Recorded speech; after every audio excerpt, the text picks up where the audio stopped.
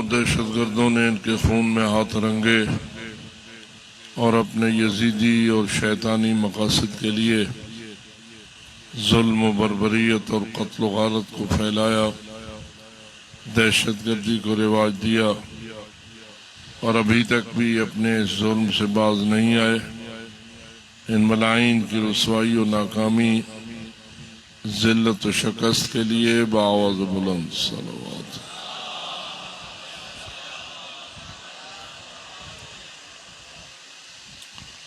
مجالس ذکر آل محمد علیہ الصلوۃ کے متعلق ہم سب کا عقیدہ ہے کہ باعث ہدایت ہیں، موجب نجات ہیں، ہمارے مرحومین کی بخشش کا ذریعہ ہیں، ہمارے اپنے گناہوں کی مغفرت کا وسیلہ ہیں۔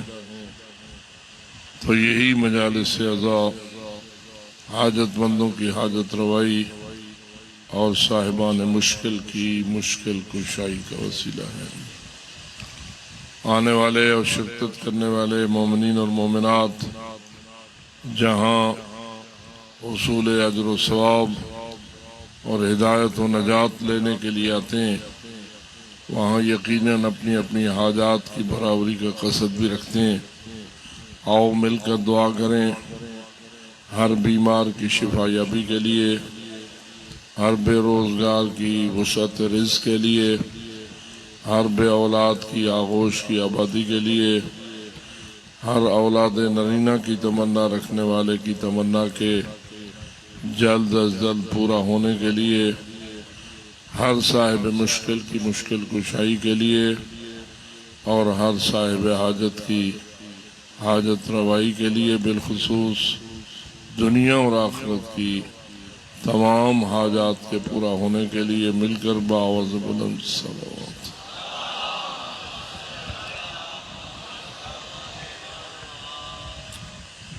ہماری سب سے اہم ترین دعا اور التجا ہے، جس میں ہماری زندگی کی جمیع مشکلات کا حل مضمر ہے، تعجیل ظہور حضرت قائم آل محمد علیہ السلام۔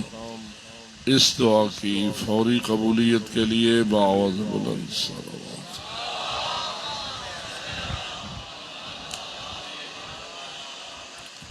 ماشاءاللہ لا حول ولا قوة الا باللہ العلی العظیم۔ رب اشرح لی صدری ویسر لی امری واحلل عقدۃ من لسانی یفقہوا قولی۔ اعوذ باللہ من الشیطان اللعین الرجیم۔ بسم اللہ الرحمن الرحیم۔ الحمد للہ رب العالمین، والصلاة والسلام علی اشرف الانبیاء والمرسلین، سیدنا و نبینا و شفیع ذنوبنا و طبیب قلوبنا و مولانا ابی القاسم محمد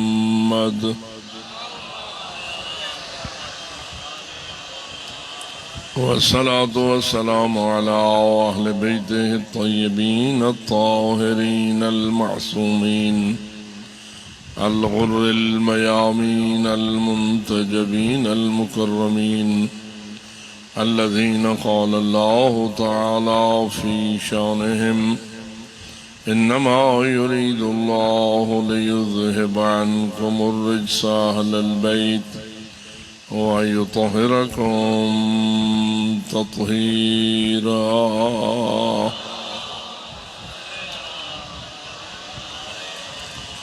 ورحمة الله على أحبابهم وأصحابهم وشيعتهم ومواليهم أجمعين، ولعنة الله على أعدائهم وقاتليهم وظالميهم ملعونين من يوم ظلمهم إلى أبد الآبدين۔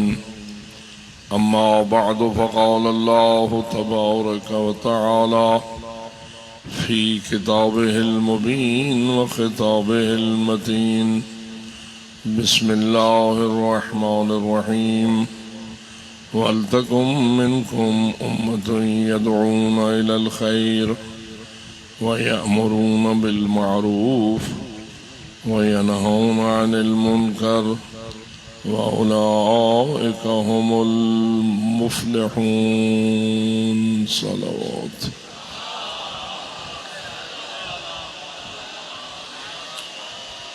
نعرہ تکبیر نعرہ رسالت نعرہ حیدری نعرہ صلوات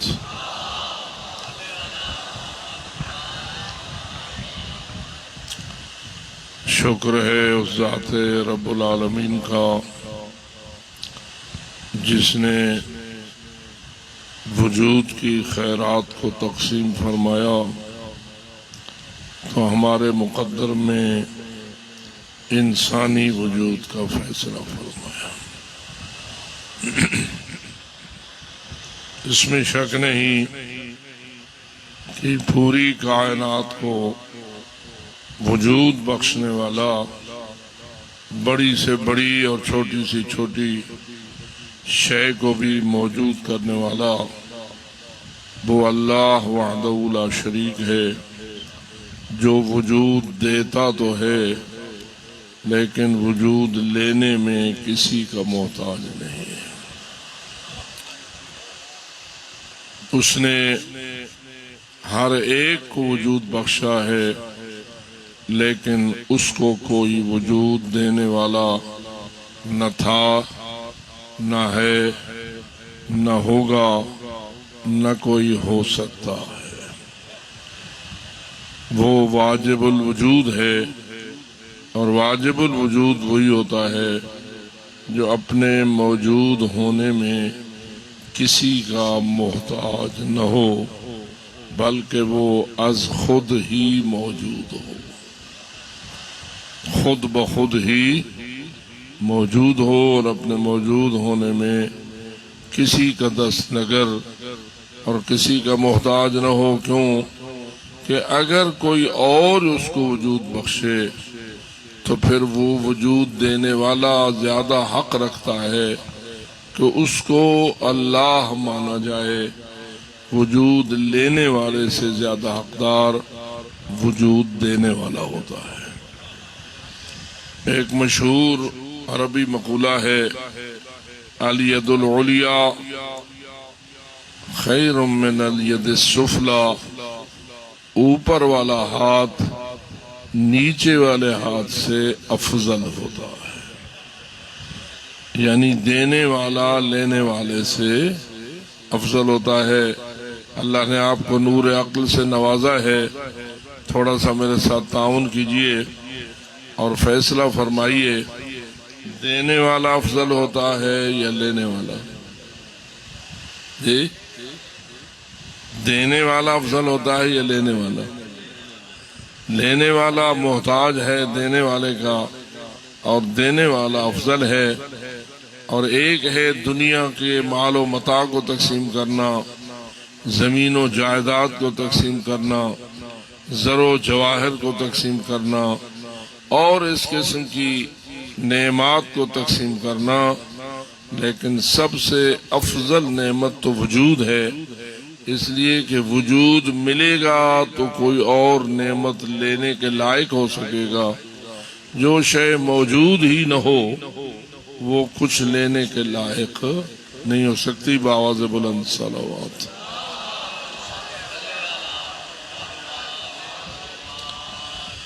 اللہ ہر ایک کو وجود دینے والا ہے، اور اس کا ہم پر احسان ہے کہ اس نے ہمیں وجود بخشا، لیکن وجود کی کتنی ہا اقسام ہیں، کتنے ہا قسم کے موجودات ہیں۔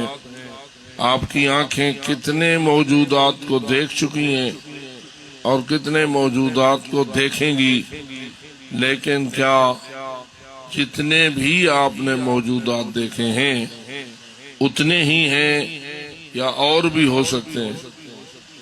جی، کیا ایسی چیزیں بھی ہیں جو ہیں لیکن دکھائی نہیں دیتی.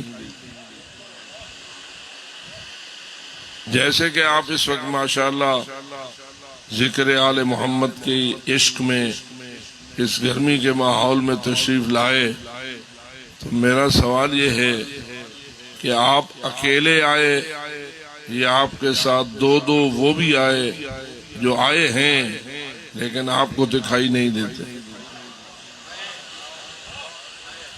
جی، آپ کے ساتھ دو دو ایسے فرشتے بھی تو آئے ہیں نا کہ جو آئے ہیں اور آپ کو دکھائی نہیں دیتے، لیکن میرا ایمان ہے وہ راضی ہو کے اس مجلس میں آئے ہیں یا مجبور ہو کے اس مجلس میں آئے. وہ جو دو دو آپ کے ساتھ آئے ہیں وہ مجبوراً آئے ہیں یا خوشی سے آئے ہیں؟ ہو سکتا ہے ہم میں سے کوئی ایسا ہو جو کسی مجبوری کی وجہ سے آیا ہو، دل اس کا نہ بھی چاہتا ہو لیکن کسی اور کو خوش کرنے کے لیے آ گیا ہو. ایسا تو ہو سکتا ہے، لیکن وہ جو ساتھ دو دو فرشتے ہیں، کیا ان کے بارے میں آپ یہ کہہ سکتے ہیں کہ وہ ذکر حسین میں آئیں اور مجبوراً آئیں یا محبت سے آتے ہیں؟ جی، کوئی ایسا فرشتہ آپ مان سکتے ہیں ہو فرشتہ اور محب آل محمد نہ ہو؟ میرا خیال ہے تھوڑے جائیں میں سوچ کے دسائے. کوئی ایسا فرشتہ ہو سکتا ہے کہ ہو فرشتہ لیکن وہ محب اہل بیت نہ ہو. میرے خیال میں آپ ذرا چپ کر گئے ہیں، ذرا سوچ رہے ہیں. کوئی حج نہیں، سوچ کے ہی جواب دینا چاہیے. لیکن کیا یہ بات برحق ہے یا نہیں کہ فرشتہ نہیں ہو سکتا مگر وہی ہو سکتا ہے جس کے خمیر میں حب علی ہوتی ہے؟ جی، کوئی ہو سکتا ہے ہو اللہ کا فرشتہ اور آل محمد سے محبت نہ کرتا ہو؟ جی، توجہ رہے. یہ بھی بتائیے انسان زیادہ ہیں یا ملائکہ؟ اس اللہ کی کائنات میں انسانوں کی تعداد زیادہ ہے یا ملائکہ؟ مثلا یہی آپ ابھی توجہ کر رہے تھے، ہر انسان کے ساتھ دو فرشتے ہیں. جی، ذرا ان فرشتوں کے ساتھ مل کر ایک صلوات پڑھیے، صلی علی محمد وآل محمد. مثلا یہ جو صلوات آپ نے پڑھی اکیلی آپ نے پڑھی ہوگی یا ان فرشتوں نے بھی پڑھی ہوگی؟ ہم نے نہ سنی تو ہم نے نہیں، لیکن بہت ساری چیزیں ایسی ہیں جو نہ دیکھنے میں آتی ہیں نہ سننے میں آتی ہیں لیکن ان پر یقین ہوتا ہے. یعنی اس کا مطلب یہ ہوا کہ ضروری نہیں آنکھوں کے دیکھنے سے یقین ہو، ایسا بھی ہو سکتا ہے آنکھیں نہ دیکھیں یقین ہو، کان نہ سنے یقین ہو، ناک نہ سونگھے یقین ہو، زبان نہ چکھے یقین ہو، ہاتھ ٹچ نہ کرے پھر بھی اس کا یقین ہو. کیا خیال ہے، ایسا یقین ہے یا نہیں؟ مثلا یہی ملائکہ جن کی بات میں کر رہا ہوں، آپ کی آنکھوں نے دیکھے نہیں، کانوں نے ان کی کوئی آواز کوئی خسر پسر سنی نہیں، ان کی خوشبو آپ کے ناک نے سونگھی نہیں، آپ کی زبان نے ان کا کوئی ذائقہ چکھا نہیں، آپ کے ہاتھوں نے یا بدن نے ان کے ساتھ کوئی ٹچ لمس کیا. یہ ہیں حواس سے خمسہ. وہ جو اسلام تے لکھیں دے ہو، جب اسلام لکھی جاتا ہے نا تو لکھا کیا جاتا ہے، من کے فلان ابن فلان بقائمی ہوش و حواس سے خمسہ، میں فلانا پتر فلانے دا اپنے ہوش کے ساتھ اور اپنے حواس خمسہ کے بحالی کے ساتھ یہ لکھ کے دیتا ہوں۔ وہ حواس خمسہ کیا ہوتے ہیں؟ وہ 5 حواس ہیں جن کو حواس خمسہ کہا جاتا ہے۔ عربی میں خمسہ 5 کو کہتے ہیں، حواس خمسہ یعنی 5 حواس۔ کون کون سے؟ آنکھ ایک ہے دیکھنے کے لیے، کان ہے سننے کے لیے، ناک ہے سونگھنے کے لیے، زبان ہے چکھنے کے لیے، ہاتھ اور پورا بدن ہے لمس کرنے کے لیے۔ کچھ چیزیں ایسی ہیں جو دکھائی دیتی ہیں تو ان کا یقین ہوتا ہے وہ آنکھیں دیکھتی ہیں۔ کچھ چیزیں ایسی ہیں جو دکھائی نہیں دیتی، سنائی دیتی ہیں اور سن کے ان کا یقین ہوتا ہے۔ مثلا اس وقت میں بول رہا ہوں، میں آپ کو دیکھ رہا ہوں، آپ مجھے دیکھ رہے ہیں، لیکن میری آواز کو آپ دیکھ رہے ہیں؟ بولو بھائی، آواز ہے آپ کو سمجھ آ رہی ہے؟ اگر میری آواز نہ ہو تو آپ کے آنے کا کیا فائدہ؟ نہ میں آپ کو کوئی چیز سمجھا سکوں، نہ آپ مجھ سے کوئی سمجھ سکیں۔ نتیجہ یہ ہے کہ آواز ایک ایسی شے ہے جو دکھائی نہیں دیتی لیکن سنائی دیتی ہے۔ اللہ نے اس کا یقین حاصل کرنے لیے آپ کو کان کی ایک طاقت عطا فرمائی ہے جسے آپ قوت سماعت کہتے ہیں۔ اپنی اپنی قوت سماعت کے ہمیشہ بحال رہنے کے لیے بآواز بلند صلوات بھیجیں۔ تو ایک سماعت، ایک صلوات اپنی آنکھوں کی بینائی کے بھی بحال رہنے کے لیے بآواز بلند بھیج دیں۔ صلی علی محمد۔ تو کچھ چیزیں دکھائی دیتی ہیں تو کچھ سنائی دیتی ہیں۔ جو دکھائی دیتی ہیں وہ سنائی نہیں دیتی، جو سنائی دیتی ہیں وہ دکھائی نہیں دیتی۔ کچھ چیزیں ایسی ہیں نہ دکھائی دیتی ہیں نہ سنائی دیتی ہیں لیکن ہیں، ان کا پتہ چلتا ہے سونگھنے کے ساتھ۔ جتنی بھی خوشبوئیں یا بدبوئیں ہیں وہ دکھائی دیتی ہیں جی، سنائی دیتی ہیں، لیکن پتہ چلتا ہے کہ ہیں۔ کس سے پتہ چلتا ہے؟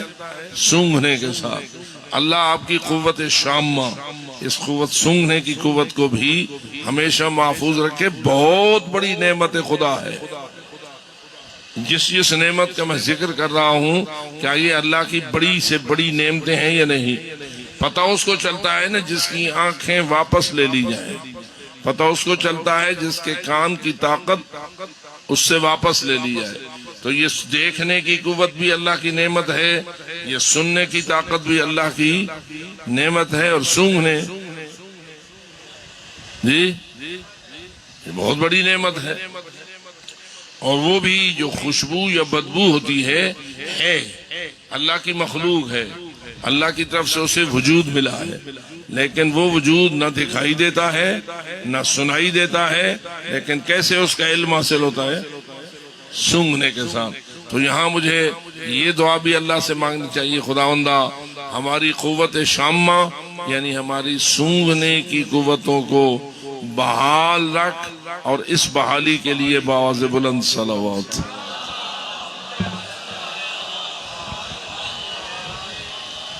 یہ 3 ہو گئی۔ کون کون سی؟ آنکھیں دیکھنے کے لیے، کان سننے کے لیے، ناک سونگھنے کے لیے۔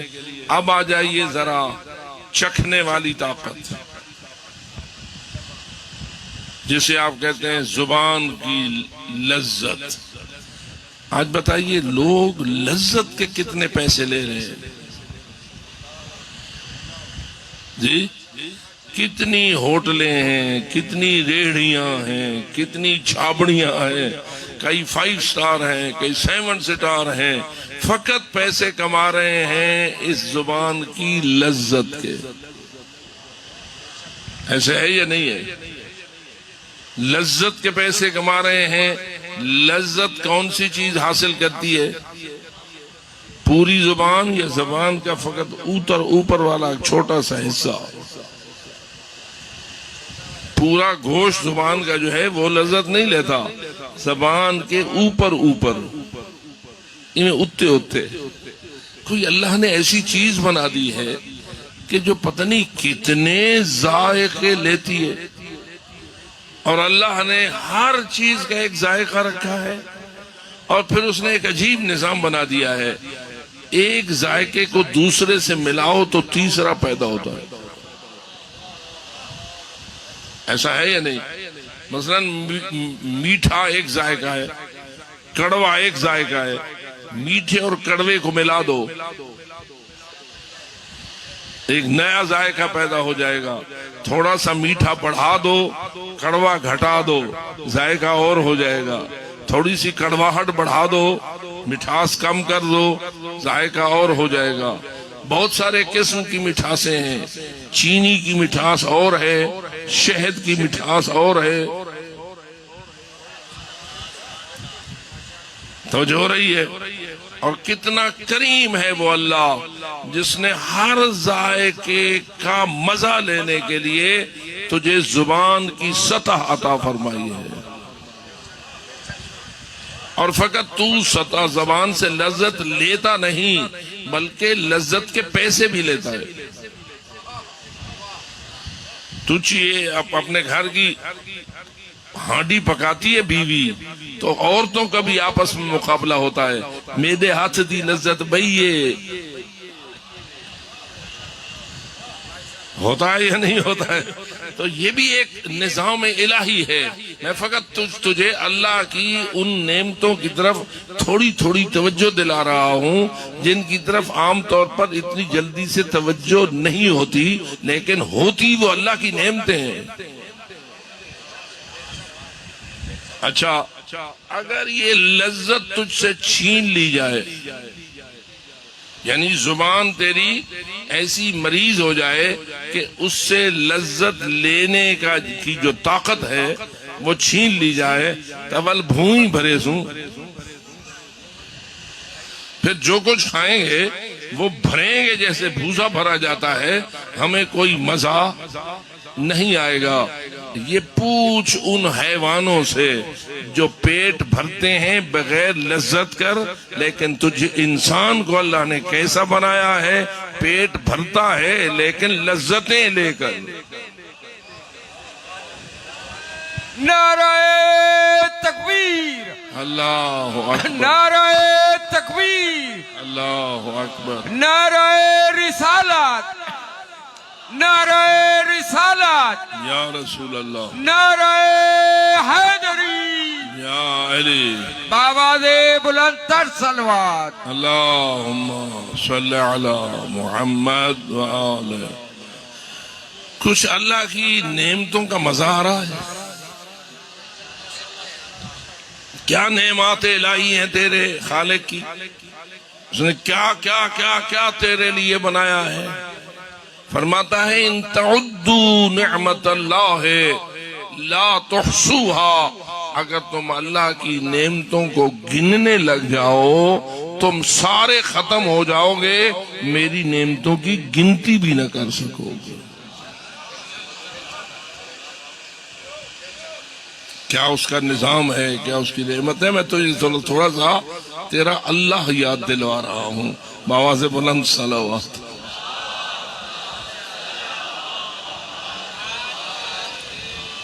تو اس نے زبان دی ہے چکھنے کے لیے، تو یہ جرا چاکھا ہوندہ بڑا مزے تھا۔ کتنی لذتیں ہیں، ابھی تو بہت ساری لذتیں ہیں جو تیرے علاقے میں نہیں ہیں، کسی اور علاقے میں ہیں۔ علاقے کی اپنی اپنی لذتیں ہیں، اور ہر چیز کی لذت لینے کے لیے اللہ نے تجھے زبان عطا فرمائی ہے۔ تو کان ہو گئے سننے کے لیے، آنکھیں ہو گئیں دیکھنے کے لیے، ناک ہو گئے سونگھنے کے لیے، زبان ہو گئی چکھنے کے لیے۔ پانچواں حادثہ کون سا ہے؟ وہ سر سے لے کے پاؤں تک تیرے پورے بدن میں پھیلا ہوا ہے، تیرے بدن سے کوئی چیز ٹچ ہوئی نہیں اور تجھے پتہ چل جاتا ہے گرم ہے، ٹھنڈی ہے، سخت ہے، نرم ہے، کھردری ہے، ملائم ہے، ریشم ہے، سلے، پتہ چل جاتا ہے یا نہیں چل جاتا؟ تو یہ ایک اللہ نے فقط ہاتھ میں نہیں بلکہ پورے بدن میں اس پوری طاقت کو پھیلا دیا ہے۔ دیکھیے نا، رات کی تاریکی ہو، سردیوں کا موسم ہو، تو اندر سویا ہوا ہو اندھیرے میں اور تیری رضائی بھی کالی ہو، لوڈ شیڈنگ بھی مکمل طور پر ہو گئی ہو، روشنی نام کا کوئی ذرہ کمرے میں موجود نہ ہو، اور سردی سے بچنے کے لیے تو نے کالا لحاف یا کالی رضائی پوری کی پوری اپنے اوپر لپیٹی ہوئی ہو، اور تیرے پاؤں کی چھوٹی انگلی پر کوئی شے چلے اور وہ ہو بھی کالی،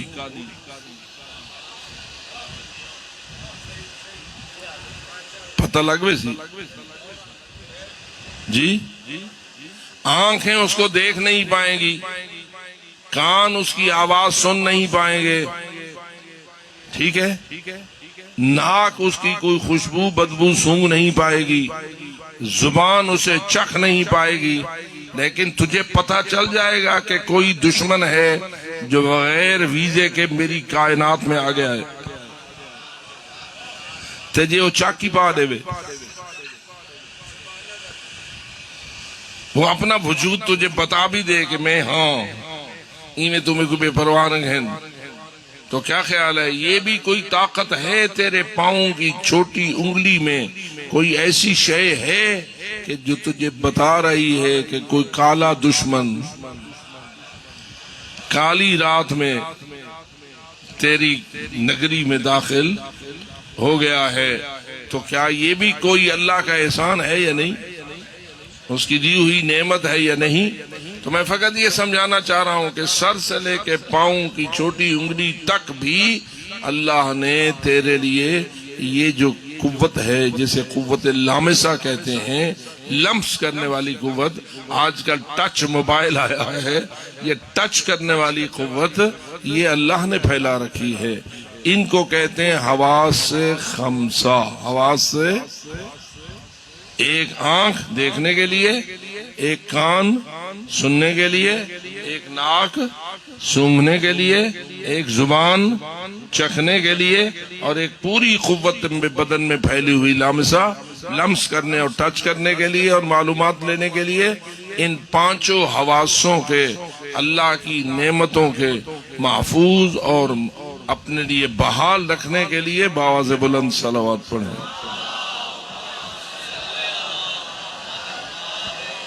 یہ سب اللہ کی نعمتیں ہیں یا نہیں جی؟ اب میں آپ کو تھوڑی سی توجہ دلاتا ہوں، یہ جتنی نعمتیں ان حواس سے خمسہ کے ادراک میں آتی ہیں، بہت ساری نعمتیں ایسی ہیں جو ان پانچوں حواس کے ادراک سے باہر ہیں صحیح، لیکن نہ دکھائی دیتی ہیں، نہ سنائی دیتی ہیں، نہ سونگھی جا سکتی ہیں، نہ چکھی جا سکتی ہیں، نہ ٹچ کرنے میں آتی ہیں، لیکن ہیں۔ مثلا یہی مثال میں دے رہا تھا، آپ کے کندھوں پر فرشتے ہیں، یہ دو فرشتے ہیں، ان کا کوئی بوجھ، ان کی کوئی آواز، ان کی کوئی لذت، ان کی کوئی خوشبو تجھے پتہ چلتا ہے؟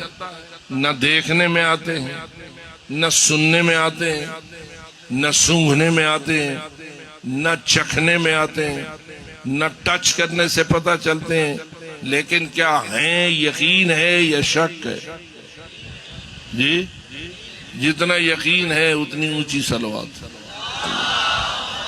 صلی علی محمد آل محمد۔ یہ یقین تجھے کیسے آ گیا؟ بیٹھے ہو، چلو آپ کی آنکھوں نے دیکھا ہوتا، وہ بھی ایک یقین کا وسیلہ ہے، کانوں نے سنا، یہ بھی ایک یقین کا وسیلہ ہے. ناک نے سونگھ لیا، یہ بھی ایک یقین کا وسیلہ ہے. زبان نے چکھ لیا، یہ بھی ایک یقین کا ذریعہ ہے. بدن کو ٹچ ہو گیا، یہ بھی ایک یقین کا وسیلہ ہے. لیکن یہ ملائکہ نہ تو نے دیکھے، نہ تو نے سنے، نہ تو نے سونگھے، نہ تو نے چکھے، نہ تیرے اوپر ان کا کوئی بوجھ، نہ تیرے بدن کو ٹچ کرتے ہیں تو تجھے کچھ پتا چلتا ہے. ہوا بھی اگر بدن کو لگے تو پتہ تو چلتا ہے نا کہ ہوا ہے. لیکن فرشتے ہوا کی طرح بھی پتہ نہیں چلتے ہیں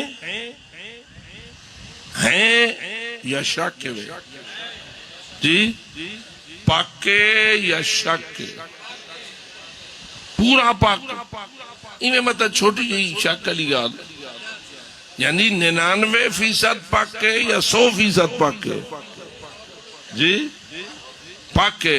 اب آپ مجھے جواب دیجئے کہ بھئی تجھے تو یقین ہوتا تھا آنکھوں کے دیکھنے سے، کانوں کے سننے سے، چکھنے سے، سونگھنے سے، اس سے پاک ہوتا تھا. یہ فرشتوں کے وجود کا تجھے پاک کہاں سے ہو گیا، کیسے ہو گیا؟ اچھا، اس زمین پر بسنے والے انسانوں کی ایک بہت بڑی تعداد بلکہ اکثریت ہے جو ان فرشتوں کو نہیں مانتی. ہند جتنے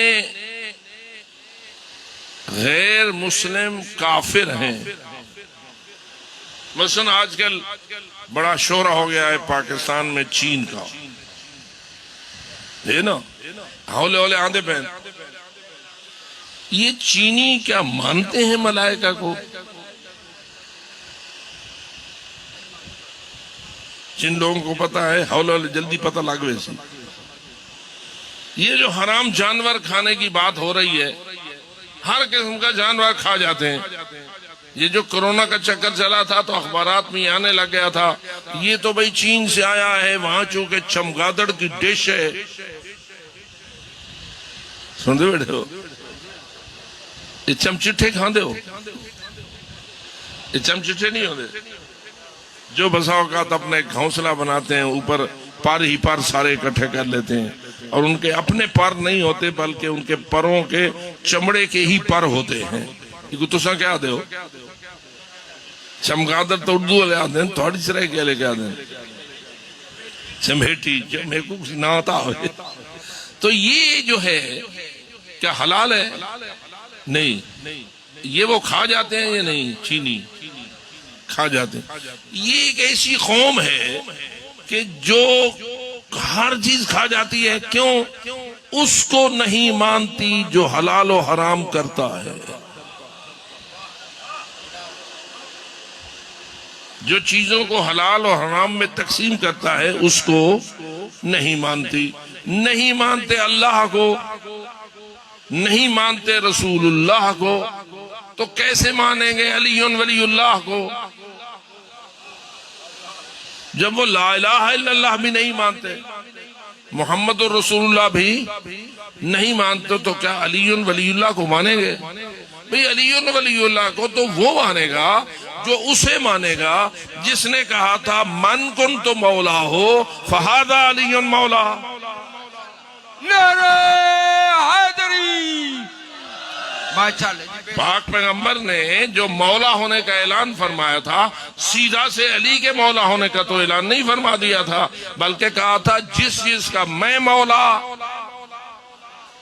اس کا یہاں کھانے کے نہیں من کنتو مولا ہو فہذا.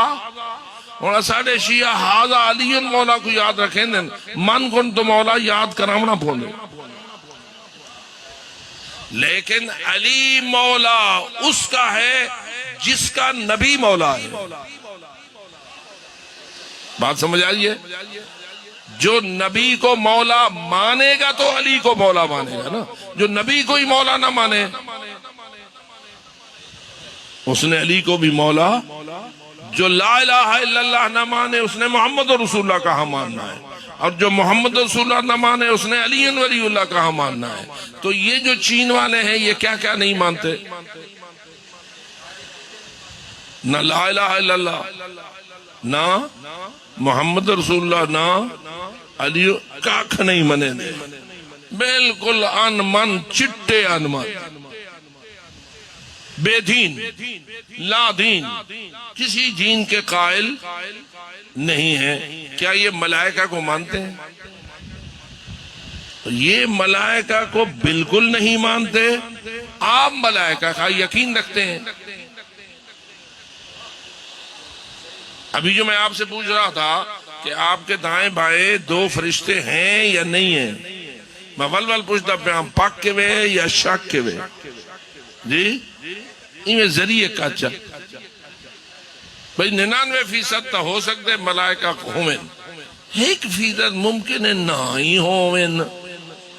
کیا یہ ممکن ہے نہ ہی ہوئیں؟ تین گال دی کوئی جا تھوڑے کو کہیں پاس ہوئے؟ جی یقین ہے، 100% یقین ہے۔ تو میرا سوال یہ ہے، یہ یقین آپ کو کیسے آتا ہے؟ کیسے یقین ہو گیا؟ یقین کا تو کوئی سبب ہونا چاہیے، یقین کا تو کوئی وسیلہ ہونا چاہیے۔ دیکھیں گے تو یقین ہوگا، سنیں گے تو یقین ہوگا، سونگھیں گے تو یقین ہوگا، چکھیں گے تو یقین ہوگا۔ وہ جو آنکھیں سے میری شے بڑی لذیذ ہے، تو آنکھ میں نہیں دا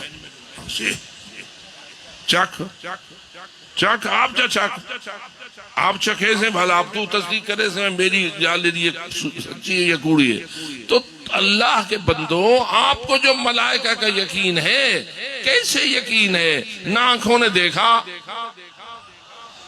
نہ کانوں نے سنا، نہ زبان نے چکھا، نہ ناک نے سونگھا، نہ بدن سے ٹچ ہوئے، آپ کو یقین کیسے ہو گیا؟ یا تو میں کہوں یقین نہیں ہے، میں کوڑ بیٹھے میرے نے مسجد اس مجلس امام حسین میں بیٹھ کر پورا سچ کہہ رہے ہو یا نہیں؟ حق کہہ رہے ہو یا نہیں؟ ملائکہ کے وجود کا یقین ہے یا نہیں؟ اگر ہے تو یہ یقین کیسے ہو گیا؟ آخر یقین کا کوئی سبب تو معلوم کرنا چاہیے نا۔ تو اس کا واحد جواب یہ ہے، ہمیں اس زبان پہ یقین ہے جس نے ملائکہ کی تصدیق کی ہے، بلکہ ہمیں اس زبان کا اتنا یقین ہے، اتنا یقین ہے، اتنا یقین ہے کہ اپنی آنکھوں پہ ہم شک کر لیں گے، اس زبان پہ شک نہیں کریں گے۔ پتہ نہیں کیا سمجھ آندی بھی ہے یا نہیں؟ حق یا اہلِ دیکھیے آنکھیں دھوکہ کھا سکتی ہیں یا نہیں؟ بلکہ روز کھاتی ہیں۔ کیسے؟ میں روز گڈی تے چڑھتا ہوں کہ گڈی ساڑھے ڈرائیور صاحب 100-110 کلومیٹر دی رفتار سے بجیں دے۔ جب گاڑی دوڑ رہی ہوتی ہے میں شیشے سے باہر دیکھتا ہوں تو مجھے درخت دوڑتے نظر آتے ہیں۔ تو فقط کل ہے میرے کو دوڑ دے نظر آنے نہیں، تو کوئی دوڑ دے نظر آنے۔ درخت دوڑتے آپ کو نظر آتے ہیں۔ جب گاڑی دوڑ رہی ہوتی ہے تیز تو کیا درخت دوڑتے نظر آتے ہیں یا نہیں؟ جی حق کیا ہوتا ہے؟ درخت دوڑ رہے ہوتے ہیں۔ آنکھیں کیا کہہ رہی ہیں؟ آنکھیں کہہ رہی ہے درخت دوڑ رہے ہیں، عقل کہہ رہی ہے نا بابا گڈی بھجدی ودی ہے، گاڑی دوڑ رہی ہے، درخت نہیں دوڑ رہے۔ اس کا مطلب یہ ہوا آنکھیں دھوکہ کھا سکتی ہیں، آنکھیں شک کر سکتی ہیں، لیکن ہمیں جس زبان نے ملائکہ کے وجود کی تصدیق کی ہے اس پہ ایک ذرہ بھی شک نہیں ہے۔ تو جو ہو رہی ہے میری بات کی طرف، پاک پیغمبر کی زبان پہ پورا 100% سے بھی زیادہ یقین ہے یا نہیں؟ اگر یقین ہے تو ہم مسلمان ہیں، اور اگر ہمیں شک ہوا تو ہمارا اسلام کا بیڑا غرق ہو گیا. ہمارا دین، ہمارا ایمان، ہمارا یقین نتیجہ ہے پاک پیغمبر کی زبان کے صادق ہونے کا. جو بھی کوئی مومن ہے اس لیے مومن ہے کہ اس نے اپنے رسول کی زبان پہ یقین کیا ہوا ہے. بہت ساری چیزیں ایسی ہیں کہ جن کو آنکھیں دیکھتی نہیں لیکن یقین. پروگرام جنت ونجن رہے. اللہم صلی اللہ. جنت ونجن دا پروگرام ہے. جنت دا یقین ہے یا شک ہے؟ متا جنت نہیں ہوئے بولو، متا نہیں ہوئے ہے یا شک ہے؟ تو جنت کو آپ نے دیکھا؟ جنت کی کوئی خوشبوئیں سونگھی؟ جنت کی کوئی تصویریں دیکھیں؟ جنت کی کوئی آوازیں آپ نے سنی؟ نہ آنکھوں نے دیکھا، نہ کانوں نے سنا، نہ ناک نے سونگھا، نہ زبان نے چکھا، نہ ہاتھوں نے ٹچ کیا. پھر تجھے جنت کا یقین کیسے ہے؟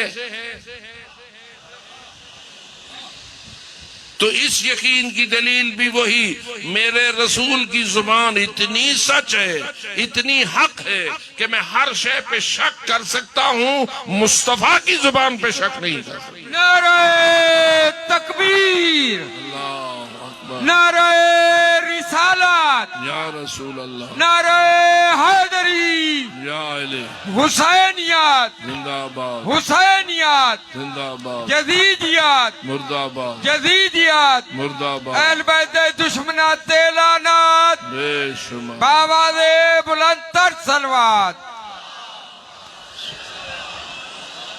کچھ اپنے دین کی بنیادوں کو سوچئے. یعنی ہم اس لیے نہیں مانتے کہ میرے ابا جی فرمائیں دن میں جنت ہے. پتہ نہیں یار سمجھئے یہ نہیں.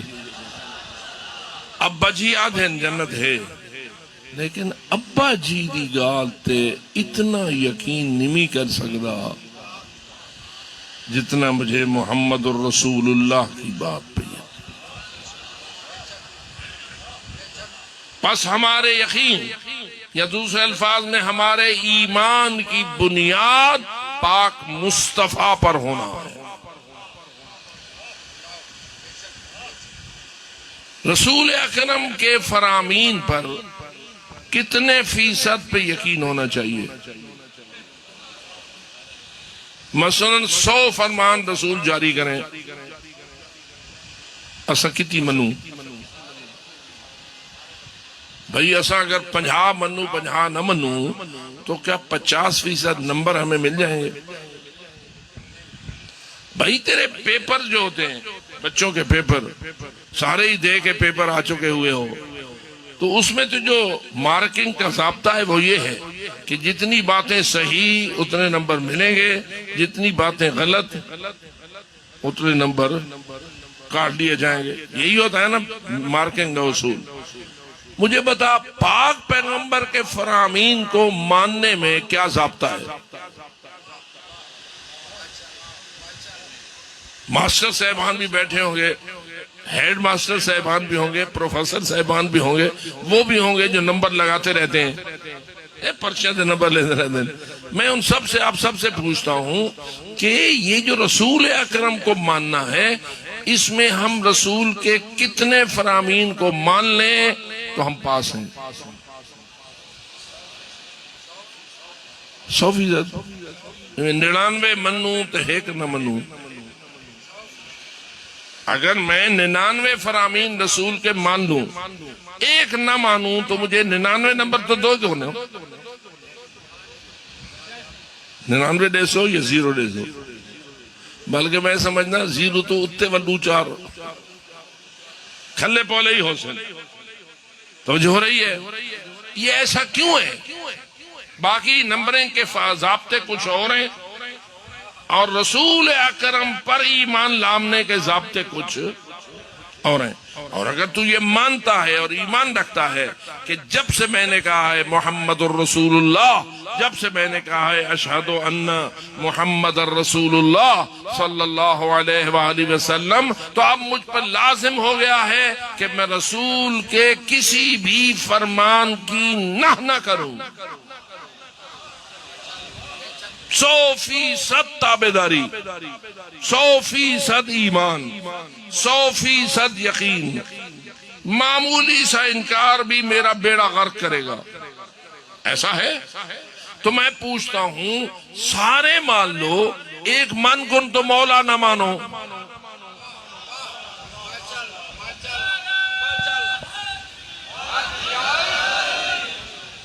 یہ معمولی بات نہیں ہے میرے عزیز. کتنی بڑی آسانیں ہیں، کتنی مقدار میں آسانیں ہیں، کتنے ہاں کلمہ گو ہیں. میرا سوال یہ ہے، یہ سارے اشہد ان محمد الرسول اللہ صلی اللہ علیہ وآلہ وسلم کی آذانیں دینے والے اور اقامتیں دینے والے کیا ایسے ہی من کن تو مولا ہو فہذا علی مولا کو مانتے ہیں جیسے رسول نے چاہا؟ کیا دن سے رسول کیا جیندہ میں یار ہوں دا علی یار. یہ رسول اکرم نے اتنا بڑا انتظام یاری دسن واسطے کیتا ہے. رسول نے کوئی انتظام کیا تھا من کن تو مولا کے اعلان کے لیے یا نہیں؟ چھوٹا سا جلسہ تھا یا بہت بڑا جلسہ؟ ٹینٹ لگے ہوئے تھے رسول کے جلسے میں، ٹینٹ لگے ہوئے تھے. آپ نے تو چھوٹا سا جلسہ کیا ہے تو آپ نے اتنا بڑا انتظام کیا ہے. آپ نہیں چاہتے ہیں کہ کوئی خالی زمین پر بیٹھے، آپ نہیں چاہتے ہیں کہ کوئی بغیر سائے کے بیٹھے، آپ نہیں چاہتے ہیں کہ بغیر پنکھے کے بیٹھے، آپ نہیں چاہتے ہیں کوئی دکھی ہو کر بیٹھے.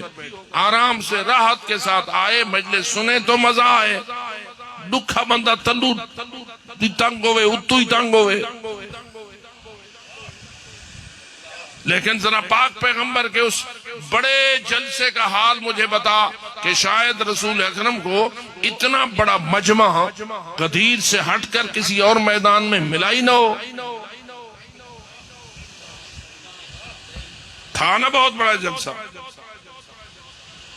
اور اس میں فقط مرد شریک ہوئے تھے یا خواتین بھی تھیں؟ جی حجانیاں بھی نال ہیں یا کلے حاجیاں؟ یہ کوئی سفر حج ہے یہ عجیب بے ہر پاس ایسا کو منجن دے سن جیلے حج دا موقع سی حج سے نا اے میں گنال گیا حج. ایسا ہوتا ہے یا نہیں ہوتا ہے؟ اور ان کا حق بھی بنتا ہے یا نہیں؟ جو ساری زندگی تیرے اور تیرے گھر کی خدمت کرے ہیں تو کیا اس خاتون کا اتنا حق نہیں ہے کہ تو اسے اس گھر کی زیارت کرا جس میں علی کی جائے ولادت رکھی گئی؟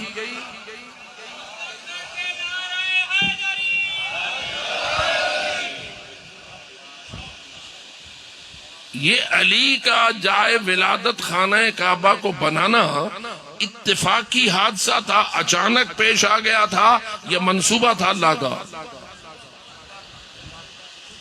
اگر اللہ کا منصوبہ نہ ہوتا تو دیوار شق نہ ہوتی، اور دیوار ایک مرتبہ نہیں 2 مرتبہ شق ہوئی. بی بی اندر گئی تو بھی شک ہوئی تھی، پھر واپس آئی تو جو ہو رہی ہے. دروازہ نہیں کھلا نہ جاتے ہوئے نہ واپس آتے ہوئے. کیوں؟ اللہ ہمیشہ کے لیے یہ ثبوت رکھنا چاہتا تھا کہ خود سے نہیں آئے، میں نے بلایا ہے. نعرہ حیدری، حسینیات، زندہ باد، حسینیات، یزیدیات، مردہ باد، اہل بیت دشمنات اعلانات، بابا دے بلند تر صلوات. اللہم صلی علیہ. تو یہ جو گھر ہے بیت اللہ، کیا اس کی زیارت کرنا اس خاتون کے لیے جس کے دل میں ولایت علی ہے، کچھ حق بن دے تہاڈا جو غریبنی کوئی کچھ چنگی یہ جا دکھاؤ یا فقط تہاڈے گھر دی بہاری رہندی رہے ہمیشہ؟ ہاں جیندو تے حق بن دے وہ صلوات پڑھے.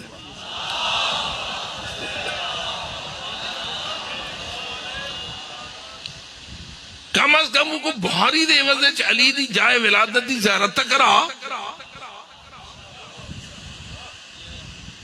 اتنا تو اس کا حق ہونا چاہیے. ولایت علی کا اس نے مزہ کیا لیا کہ اس نے اس گھر کی زیارت نہ کی جو اللہ نے علی کے لیے جائے ولادت کے طور پر منتخب فرمایا تھا. تو ساری حجانیاں بھی تھیں اور حاجی بھی تھے. اور مزیدار بات یہ ہے کہ دھوپ کا وقت تھا یا ٹھنڈا وقت تھا؟ جی دوپہر آئی یا دیگر آئی یا صبح آئی؟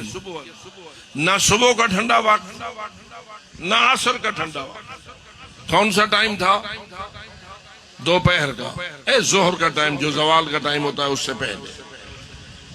یا رسول اللہ آپ کے مومن ہیں، آپ کا کلمہ پڑھتے ہیں، آپ کے ساتھ حج کر چکے ہیں، ہوں تو حج علی عزتی انہوں کو مل گئی ہے، حاجی بن گئے نا. تو یا رسول اللہ آپ مہربانی کیجئے ایک انگلی کا اشارہ کیجئے، بادل آ جائے گا. آ سکتا ہے یا نہیں؟ دسو. رسول اکرم کو بڑی محنت کرنے کی لوڑ آئی. ایک انگلی کا اشارہ کرتے بادل آ جاتا، ٹھنڈی ہوائیں چلتی، بہترین سونا ماحول تھی ویندا. رسول ہی ٹھنڈی جاتے کھڑے ہوئے نا، مومن مومنات ہی ٹھنڈی جاتے بیٹھے ہوئے نا. والولایت علی دا تھی وے اعلان. چا صاحب نے آیا نہیں انجی میں تو سا انتظام کریں دے ہو. اگر آج انتظام نہ ہوتا تو ساتھ بھی کیا کی مجلس ہے؟ ایک مجلس ہے بھی بندے کو مٹی تے بلائے ہوئے، دھوپ تے بلائے ہوئے، نہ کوئی پکھا ہے نہ کوئی ہوا ہے، کہیں شے گئے نہیں، یہ کوئی مجلس ہے؟ لیکن میں حیران ہوں پتہ نہیں رسول نے ولایت علی کا جلسہ کیسے کیا. دھوپ تھی یا نہیں؟ بادل آئے، ہوائیں چلی، گرمی رہی یا ختم ہو گئی؟ رہی. یا رسول اللہ کر تو آپ سب کچھ سکتے تھے، تے اللہ آپ ہی سب کچھ کر سکتا. دسو اللہ علی دا کیا لگ دے؟ جتنا رسول کو علی پیارا ہے، علی اللہ کو اس سے بھی زیادہ پیارا ہے. تو جو ہو رہی ہے اس لیے کہ علی رسول کو اس اللہ نے دیا ہے. تو یا رسول اللہ کچھ میں مہربانی کیا کرو تے ایویں تھوڑی بہتی ٹھاڈل یا تھی ونڈو یا تھی ونجے. لیکن رسول نے ایسا نہ کوئی انتظام کیا نہ انتظار کیا. کیوں؟ اس لیے کہ بظاہر یہ نظر آتا ہے یہ دھوپ تے بہ کے جو سن سن تا کل ای ناک سکسن اساڑی اکھ لگ گئی آئی تا اساں او ڈٹھا نہا جو او کون ہا. تو جو ہو گئی آپ کو. تو جلسہ غدیر بہت بڑا جلسہ جس کی مثال نہیں ہے، اور اس کو 1,00,000 مرد و زن سے زیادہ تعداد میں لوگوں نے ایسے ماحول میں سنا تھا کہ جس ماحول میں نہ کوئی اونگ کی گنجائش تھی، نہ کوئی نیند کی گنجائش تھی، نہ کوئی غفلت کی گنجائش تھی، نہ بھولنے کی گنجائش تھی. اور پاک پیغمبر نے بڑے عظیم ترین انداز میں کہا تھا من کنت مولا ہو فہذا علی تلے نہ بیٹھا. قوم یا علی، علی نیچے بیٹھے سے اٹھے، اٹھ کے کھڑے ہو گئے. رسول نے علی کے ہاتھ کو پکڑا، چاروں طرف گھمایا، گھما گھما کے دکھایا اور دکھا دکھا کے فرمایا من کنت مولا ہو فہذا. اب بتا یہ یاد رہا لوگوں کو؟ بھول گئے یا یاد رہا؟ اقراری ہوئے یا اقراری نہ ہوئے. اس لیے میں کہہ رہا ہوں اے محمد الرسول اللہ پڑھنے والے اور اے اشہد ان محمد الرسول اللہ پہ ایمان رکھنے والے، ایمان رکھ تو 100% رکھ. ایمان رکھ تو یہ نہیں جو بات اچھی لگے وہ مان لے، جو نہ اچھی لگے وہ چھوڑ دے. پیر مننے تا من گن، پیر نہ مننے تا تو نہ من. پتہ نہیں کیا سمجھے تھے بے ہو جانے. ابے اوری مان گن تا میں مان گن سا، جے ابے اوری نہ منن تا میں نہ منے سا. نہیں، نہ ابے کے ساتھ جنت ہے نہ پیر کے ساتھ جنت ہے. جنت ہر ایک کے اپنے ایمان کے ساتھ ہے، جنت ہر ایک کے اپنے عمل کے ساتھ ہے. ابے اوری جنت ونجن تے پوتر اوری جنت نہ ونجن، ہو سکتے یا نہیں؟ بولو، ہو سکتا ہے ابے اوری جنت ونجن پوتر اوری نہ ونجن، ہو سکتے پوتر اوری ونجن تھے ابے اوری نہ ونجن. کیوں؟ ہر ایک کا اپنا ایمان، ہر ایک کا اپنا عمل. جتنا تو نے رسول کو مانا اتنی جزا. لیکن یہ بھی میں تھوڑا سا اور ترمیم کر لوں، وہاں تو چلو 99% مانو گے تو 99 نمبر یا 99 نعمتیں مل جائیں گی، لیکن پاک رسول پر ایمان 99 اور 100 کے چکر میں نہیں جا سکتا. اگر مانتا ہے تو 100% مان، نہیں مانتا تو کچھ نہیں مانا تو نے. ایک بات کا بھی تو اگر شک کرنے والا ہوا، پتہ نہیں کیا سمجھنے پہ ہو جانے، ایک نقطے میں بھی تو نے شک کیا، یہ شک تیرے پورے ایمان کے لیے دیمک ہے، چٹ جائے گا تیرے سارے ایمان کو.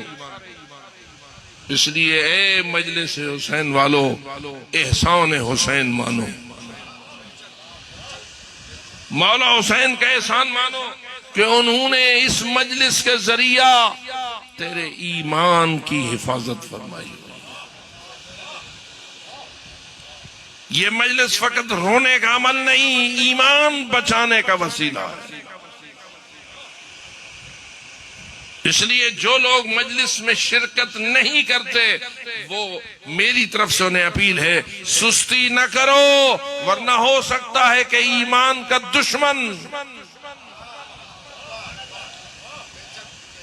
یوسوس فی صدور الناس بن کر تیرے سینے میں وسوسہ ڈال کر تیرے ایمان کو چٹ کر جائے. شیطان دشمن ہے یا نہیں؟ سب کا ہے یا کسی کسی کا ہے؟ سب کا ہے. وہ دشمنی مال سے کرتا ہے، جان سے کرتا ہے، جائیداد سے دشمنی رکھتا ہے یا ایمان سے دشمنی رکھتا ہے؟ جی، کیا وہ یہ چاہتا ہے کہ تیری جائیداد چھین لے؟ کیا وہ یہ چاہتا ہے کہ تیرا سونا گھر کا لوٹ لے؟ کیا وہ یہ چاہتا ہے کہ تیری جان مار دے؟ کیا وہ چاہتا ہے کہ تیری اولاد کو مار دے؟ نہ، اس کا نشانہ نہ اولاد ہے، نہ جان ہے، نہ مال ہے، نہ جائیداد ہے. اس کا نشانہ فقط اور فقط اور فقط تیرا ایمان ہے، اور ایمان کا دوسرا نام ولایت علی ہے. ایمان کا نام کیا ہے؟ ولایتی. میں خود نہیں کہہ رہا، رسول اکرم سے پوچھا گیا ایمان کیا ہے، تو رسول نے فرمایا یا علی حبک کا ایمان، تیری محبت ہی تو ایمان ہے. تو جس چیز کو یہ ایمان نصیب ہوا ہے وہ تشکر کے لیے بآواز بلند صلوات بھیجے. اور یاد رکھیے کوئی ایسی نعمت نہیں ہے جس کا کوئی دشمن نہ ہو. اس کا سب سے بڑا سنگین اور غلیظ قسم کا دشمن ہے جس کا نام ابلیس ہے. اور ابلیس اکیلا نہیں ہے، من الجنت والناس، اس کا لشکر ہے بڑا لمبا چوڑا، جنوں میں بھی ہے اور انسانوں میں بھی ہے. اور ان کا ہدف تیرا ایمان ہے. وہ ہر وقت تیرے ایمان کے پیچھے ایسے لگا ہوا ہے کہ کوئی بار میرا کامیاب ہو اور میں اس کے دل سے ایمان کے نور کو نکال لوں. تجھے اگر اپنی ایمان سے محبت ہے تو آ حسین کا بن جا.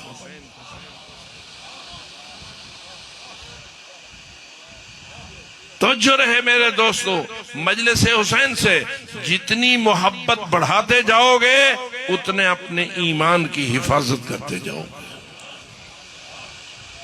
اس لیے کہ حسین کا ایمان سے گہرا تعلق ہے اور ایمان کا مولا حسین سے گہرا تعلق ہے.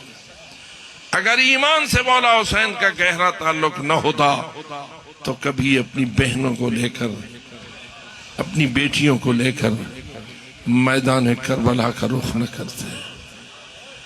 بس اتنا مجھے بتا، کتنا سخت ہوگا وہ وقت جب امام حسین اپنی بہنوں کو اپنے گھروں سے نکل کر مدینہ منورہ میں ان اونٹوں پر بیٹھتا ہوا دیکھ رہے ہوں گے جن اونٹوں نے مدینہ سے مکہ جانا تھا اور مکہ سے پھر کربلا جانا تھا. اور تو کوئی جانتا نہ ہو، امام حسین تو جانتے تھے نا کہ یہ جو اونٹوں پر بیٹھنے والیاں ہیں یہ سیدھی مکے جائیں گی، لیکن ہدف اور ان کا اصل مقصد مکہ جانا نہیں ہے بلکہ کہاں جانا ہے؟ کربلا جانا ہے. اور پھر کربلا میں کیا ہوگا؟ تھوڑا سا مجھے اپنا توجہ دلائیے.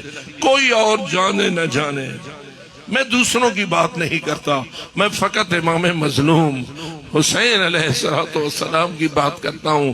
کیا تیرا امام جانتا تھا یا نہیں کہ یہ بہنیں کدھر جا رہی ہے، یہ بیبیاں کدھر جا رہی ہے؟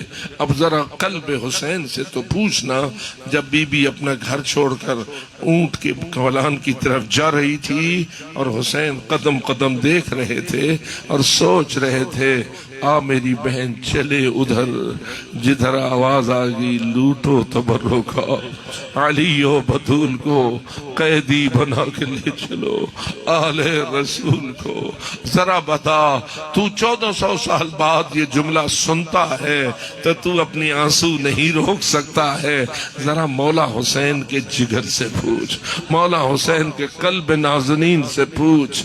یا تو نہ جانتے ہوتے، جب جانتے تھے تو پھر کس دل سے برداشت کیا ہوگا، اور اگر برداشت کیا ہے تو کیوں برداشت کیا ہے؟ کوئی بہن اپنے بھائی کے سامنے مصیبت میں ہو تو بھائی کے لیے برداشت کرنا مشکل ہوتا ہے. کوئی ماں اپنی اولاد کے سامنے ہو تو مشکل ہے برداشت کرنا. لیکن بتا، تیرے مولا حسین نے برداشت بھی کیا، ساتھ بھی دیا. اور اس وقت بہت روئے جب آخری اکیلے کھڑے تھے اور فرما رہے تھے حل من ناصر ینصرنا، حل من مغیث یغیثنا. کوئی ہے ہماری مدد کرنے والا، کوئی ہے ہماری فریاد کو پہنچنے والا. تو اور میں اس کے سے متاثر ہوں یا نہ ہوں. روایت کہتی ہے جب بیبیوں کا قافلہ واپس آ کے مدینہ پہنچا تھا اور ملاقات ہوئی تھی حضرت محمد ابن حنفیہ کی امام سجاد کے ساتھ، اور امام سجاد نے اپنے چچا کو کربلا کا قصہ سنانا شروع کیا تھا، تو جب پہنچے تھے نا اس منزل پر اور کہا تھا چچا بابا کا ایک وقت ایسا آ گیا تھا جب یکا اتنا میدان کربلا میں کھڑے تھے اور کہہ رہے تھے حل من ناصر ینصرنا، ہے کوئی میری مدد کو آنے والا، ہے کوئی میری نصرت کو پہنچنے والا. تو عزادارو محمد ابن حنفیہ سنتے تھے، خوشی میں چلے جاتے تھے، پھر ہوش میں آتے تھے، کہتے تھے کیا میرا بھائی اتنا غریب ہو گیا تھا، میرا بھائی اتنا مظلوم ہو گیا تھا کہ نصرت کے لیے بلاتا تھا، استغاثے دیتا تھا اور کوئی ان کی مدد کو نہ پہنچتا تھا. عزادارو یہ اس کو پتہ چلتا ہے جس کے جگر میں درد حسین ہوتا ہے، یہ اس کو پتہ چلتا ہے کہ اس غربت کے استغاثی کی منزل کیا تھی. لیکن حل من ناصر ینصرنا سخت ہے. یہ جملہ سخت ہے کہ فرماتے تھے حل من ذاب یذب عن حرم رسول اللہ، کوئی ہے جو رسول کی بیٹیوں کے پردے بچائے، کوئی ہے جو حرم رسول کی حرمتوں کی حفاظت کرے. روایتوں میں یہ باتیں بھی آ گئیں کہ لاشیں پڑے ہوئے تھے، اکیلا کھڑا ہوا تھا مولا اور کہتا تھا یا فرسان الحیجا و یا ابطال الصفا مالی انادیکم ولا تجیبون. او میرے مخ مخلص ساتھیو، او میرے صفا دل مجاہدو، او میرے دفاع کرنے والے جنگجو ساتھیو، مالی منادیکم ولا تجیبون، کیا ہوا؟ میں بلاتا ہوں مجھے لبیک نہیں کہتے ہو، میں بلاتا ہوں مجھے جواب نہیں دیتے ہو۔ یا تو وہ منزل تھی کہ میں بلاتا تھا اور سارے دوڑے ہوئے آتے تھے، اب میں بلاتا ہوں اور کوئی لبیک نہیں کہتا، بلکہ بعض روایتیں کہتی ہیں مولا نے ایک ایک کا نام لینا شروع کیا، اے میرے زہیر تم کہاں ہو، اے میرے حبیب تم کہاں ہو، اے میرے بریر تم کہاں ہو۔ عزادارو یہ ساری مصیبت گزری ہے تیرے مولا کے اوپر، پوچھتا ہوں کیوں بلا رہا تھا؟ تو ایک روایت کا جملہ یہ ہے، مولا فرما رہے تھے قوموا ایھا الکرام وادفعوا عن حرم رسول اللہ الطغاة اللعام، او میرے کریم اور عزت والے ساتھیو ایک مرتبہ پھر اٹھو، ایک مرتبہ پھر اٹھو۔ کیوں اٹھو؟ ان پردوں کے پیچھے رسول کی بیٹیاں ہیں، پردوں کے پیچھے زہرا جائیہ ہے، اور یہ گھیراؤ کرنے والے چاروں طرف بڑے بڑے کمینے ہیں اور انتہائی طاغوت اور سرکش ہیں، ان پہ کسی چیز کا کوئی اعتبار نہیں ہے۔ کوئی ہے جو ان کمینوں سے رسول کی بیٹیوں کو بچائے، کوئی ہے جو ان کمینوں سے زہرا جائیوں کی حفاظت کرے، لیکن عزاداروں میں کیسے آپ کو عرض کروں؟ آخر وہ وقت آ گیا، آواز آئی الا قتل الحسین بے کربلا، حسین کا کربلا میں سر کٹ گیا۔ حضرت امام سجاد نے جب یہ جملہ سنا کہ میرے بابا شہید ہوئے، فرماتے ہیں میرا دل دھک سے بیٹھ گیا اور سوچنے لگا اب جب بابا نہیں رہے ان بیویوں کا کیا ہوگا، ان پردہ داروں کا کیا ہوگا؟ خود تو بیمار تھے، بستر پر تھے، کون ان کا تحفظ کرے گا؟ اتنے میں کہتے ہیں میں سوچ ہی رہا تھا کہ میں نے دیکھا دروازے پر آ گئے قاتل ہاتھوں میں نیزے لے کر، خیموں کے دروازے پہ آئے ہاتھوں میں نیزے، اور کون تھے؟ کوئی اکبر کا قاتل، کوئی قاسم کا قاتل، کوئی عباس کا قاتل، یہ قاتلوں کے جھنڈ ہیں جن کے ہاتھوں میں ننگے نیزے ہیں۔ کیا یہ دروازے پہ رک کے انہوں نے دق الباب کیا اور اجازت مانگی؟ نہ، فرماتے ہیں آئے اور سیدھے آئے ان دروازوں سے اندر جن میں رسول کی بیٹیاں سارا دن جنازوں پہ رونے والیاں، سارا دن غریبوں پہ رونے والیاں، وہ فرماتی تھیں وا جریحت عینا، ہائے روتے روتے تو ہماری آنکھوں میں زخم ہو گئے، ہماری آنکھیں زخمی ہو چکی ہیں۔ بس دو جملے میرے عزیزوں کے وقت ختم ہوا، اتنا پوچھتا ہوں اندر جو آئے تو حال کیا ہوا؟ کیا حال ہونا چاہیے تھا؟ اور آپ خود بھی سمجھدار ہیں، سمجھ جاؤ گے ہوا تو کیا ہوا۔ لیکن امام سجاد فرماتے میں نے آنکھوں سے دیکھا ان کے ہاتھوں میں نیزے، آگے رسول کی بیٹیاں من خیمت الی خیمہ ومن خباء الی خباء، ایک خیمے سے دوسرے خیمے کو بھاگ رہی تھی، ایک چادر سے دوسری چادروں کو بھاگ رہی تھی، اکیلی نہ بھاگ رہی تھی بلکہ نیزے والے کوئی چادر اتار رہا تھا، کوئی زیور اتار رہا تھا، کوئی کیا اٹھا رہا تھا، کوئی کیا اٹھا رہا تھا، اور بیویاں ان درندوں سے بچنے کے لیے اپنے آپ کی حفاظت کرنے کے لیے دوڑ رہی تھیں، لیکن کوئی نہ تھا جو رسول کی بیٹیوں کا محافظ ہو، بلکہ منظر اس حد تک پہنچ چکا تھا ایک بیوی کے پاؤں کے زیور کو ایک بدبخت چھیننے لگا اور اتارنے لگا، اور اتارتے ہوئے رونے لگا۔ تو بی بی نے پوچھا اگر روتا ہے تو لوٹتا کیوں ہے؟ اگر لوٹتا ہے تو روتا کیوں ہے؟ تو جواب میں کہتا ہے روتا اس لیے ہوں کہ جانتا ہوں اپنے نبی کی بیٹی کو لوٹا، روتا اس لیے ہوں کہ جانتا ہوں اپنے پیغمبر کی دختر کو لوٹ رہا ہوں۔ پھر لوٹتا کیوں ہے؟ تو کہتا ہے اگر میں نے یہ زیور نہ اتارا تو کوئی اور لے جائے گا، کوئی اور کیوں لو، میرے پاس پھر کیوں نہ ہو۔ عزادارو ایسے درندے آئے اور آل محمد کے خیموں میں گھسے اور وہ ظلم کیا جس کی کوئی مثال نہیں ملتی، لیکن کیا پھر خیمے رہے؟ آخر حکم ہوا خیموں کو بھی آگ لگا دی جائے. شعلے اٹھے اور بیویوں نے پوچھا مولا اندر رہیں یا باہر چلی جائیں؟ اندر رہیں تو آگ ہے، باہر نکلے تو دشمن ہے اور ہمارے سر ننگے ہو چکے ہیں. مولا نے فرمایا الفرار الی الصحراء، بیبیوں باہر کو نکلو. میں کیسے کہوں؟ بیبیوں نے بعض روایتیں کہتی ہیں نکلنے کے لیے جو منظر بنایا وہ یہ تھا کہ ایک دوسری کی بغل میں اپنے سروں کو ڈالا تاکہ ظالموں سے ہمارے سر ننگے بچ جائے.